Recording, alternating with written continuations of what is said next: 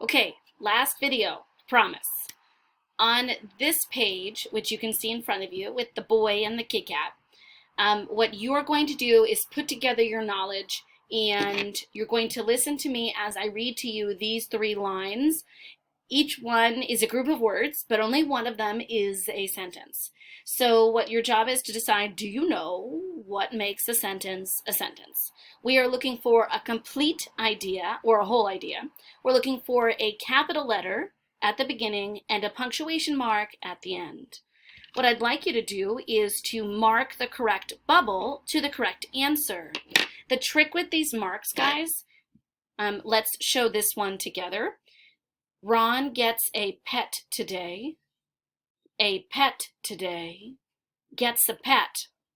Well, neither of these have capitals or periods or are complete thoughts, so this one must be the complete answer.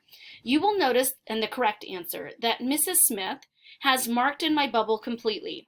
This is a way of practicing for when you get older and you take tests that require bubbling things in.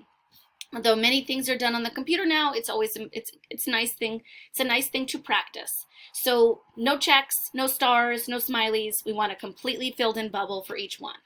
As I read each one to you, I'd like you to mark the correct answer. You can pause me, rewind me, play me again, whatever you need to do. And then at the end, I'd like you to have someone check your work for you, okay? Number 2, a big cat. The pet is a big cat. The pet. Mark the complete sentence. Number 3, plays with his. With his cat. Ron plays with his cat. Number 4, he rolls the ball to the cat. Ball to the cat. Rolls the ball too. Number 5, hits the ball. The ball back. The cat hits the ball back. Number 6, and the cat like? Ron and the cat like the game. Ron and the cat.